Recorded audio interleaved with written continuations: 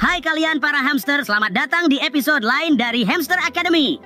Aku yakin jika kamu mengikuti harga kripto, kamu mungkin menyadari bahwa harganya terus-menerus naik atau turun. Aku ingin mengobrol dengan kalian hari ini tentang kenapa harga kripto berubah begitu banyak dan apa yang sebenarnya memengaruhinya. Berita, seperti banyak industri lainnya, berita, update perusahaan-perusahaan besar, pengumuman peraturan, semua ini menimbulkan sedikit keributan. Dan industri kripto pun tidak terkecuali. Harga kripto terpengaruh setiap kali ada berita tentang undang-undang baru, atau update yang luar biasa, atau aktor-aktor jahat. Bayangkan saja ada berita bahwa kacang-kacangan tidak akan diimpor ke negaramu untuk sementara. Harga kacang-kacangan pasti akan berubah karena akan ada lebih banyak orang yang ingin membelinya, tapi stok kacang-kacangan di pasar akan lebih sedikit. Hal yang sama berlaku untuk pasar kripto. Misalnya, setiap kali Elon Musk nge-tweet tentang kripto, harga mata uang kripto berfluktuasi. Dari salah satu tweet paling terkenal tentang koin Doge yang menyebabkan peningkatan harga lebih dari 100% hingga keluhan mengenai dompet kripto yang dia gunakan. Pasar bereaksi setiap saat. Itulah sebabnya penting untuk tetap mengikuti perkembangan yang terjadi di industri ini jika kamu mengikuti pasar. Whale adalah istilah yang kita gunakan di industri ini untuk menyebut orang atau institusi yang memiliki kepemilikan besar dalam kripto. Mereka memiliki begitu banyak koin sehingga setiap kali mereka memindahkannya, membeli atau menjualnya, hal itu terlihat di pasar. Dan pedagang lain cenderung mengikuti, membeli atau menjual aset digital dengan cara yang sama seperti whale tersebut. Dan ini memiliki dampak besar pada harga, baik naik ataupun turun. Omong-omong, aku dengar para hamster adalah whale baru, ketertarikan komunitas. Dan tentu saja ada ketertarikan umum terhadap project. Jika ada project atau perusahaan atau token yang populer di kalangan komunitas, apapun alasannya, pendiri, produk, atau meme yang hebat, harga token dari project tersebut mencerminkan hal itu. Ketika minat tinggi, harga naik, dan ketika rendah, ya kamu paham maksudnya. Aku tidak bisa memikirkan contoh project populer. Haha.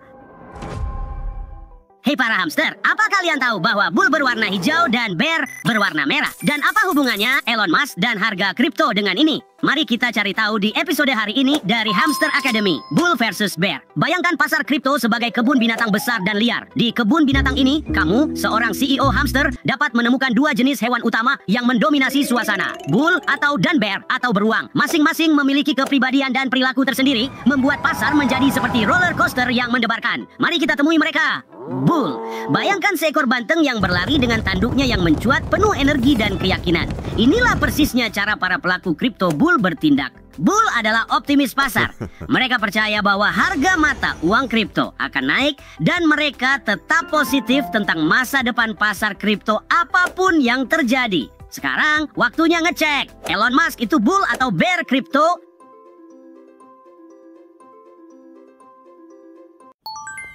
Benar, dia adalah bull kripto. Seringkali bull Dogecoin khususnya, haha.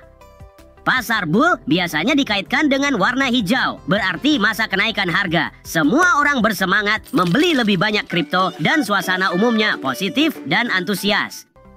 Bear. Sekarang, bayangkan seekor beruang mengayunkan cakarnya ke bawah, pelan dan mantap, dengan agresif atau kadang-kadang sedikit malas. Para bear pesimis tentang kripto dan mereka percaya mata uang kripto akan jatuh. Saat bear sedang berkeliaran, mereka menyeret harga turun, mengarah pada pasar bear yang digambarkan dengan warna merah. Pada saat inilah semua orang menjadi berhati-hati menjual kripto mereka untuk menghindari kerugian. Dan suasana keseluruhan menjadi suram dan penuh ketakutan. Warren Buffett adalah seorang bear kripto yang terkenal, yang sering menyebut industri ini sebagai ilusi dengan akhir yang buruk. Oke, kita cek sekali lagi. Bisakah kamu menyebutkan mantan bear kripto terkenal yang berubah menjadi bull? Dia adalah Mark Cuban. Halo para hamster. Hari ini kita akan mencari tahu bagaimana pertukaran mata uang kripto bekerja. Jadi apa itu? Bayangkan sebuah pasar dengan kacang-kacangan. Kamu pergi ke sana dengan kacang favoritmu dan ingin menukarnya dengan kacang lain atau mungkin sepotong keju. Bursa mata uang kripto bekerja dengan cara yang serupa. Tapi alih-alih kacang, kamu memiliki Bitcoin, Ether, dan mata uang kripto lainnya.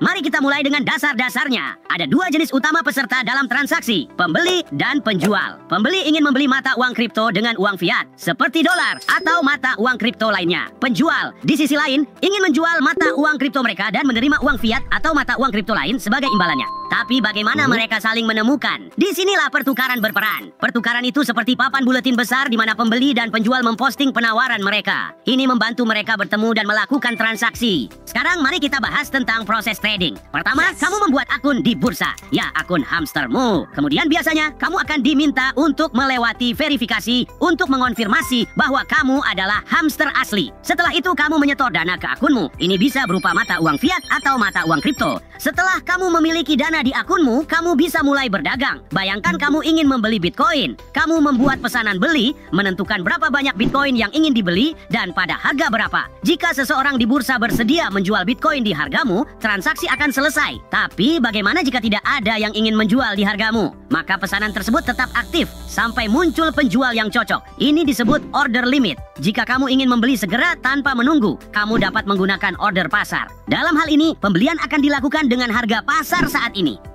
Bursa sering menjadi target bagi peretas, jadi sangat penting untuk memilih bursa yang dapat diandalkan dengan reputasi baik dan langkah-langkah keamanan yang kuat. Oleh karena itu, hamster, gunakan autentikasi 2 faktor dan jangan simpan semua danamu di bursa. Dan terakhir, mari kita membahas tentang biaya. Bursa mendapatkan uang dengan mengenakan biaya pada setiap transaksi. Biaya dapat bervariasi tergantung pada bursa dan jenis pesanan. Biaya juga bisa tergantung pada level atau volume tradingmu. Semakin banyak kamu trading dan masuk ke bursa, semakin rendah biayanya. Jadi, selalu periksa ketentuan sebelum kamu mulai trading. Begitulah para hamster. Pertukaran mata uang kripto itu seperti pasar kacang, tapi dengan koin digital. Omong-omong, pertukaran bisa terpusat atau terdesentralisasi, tapi kita akan membahasnya di lain waktu.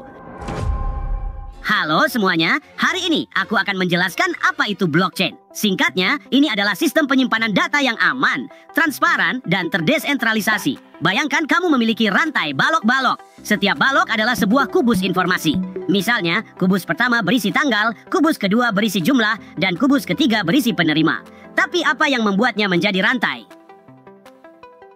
Setiap blok tidak hanya berisi data, tapi juga kode unik yang disebut hash kriptografi. Blok tersebut juga menyertakan hash dari blok sebelumnya.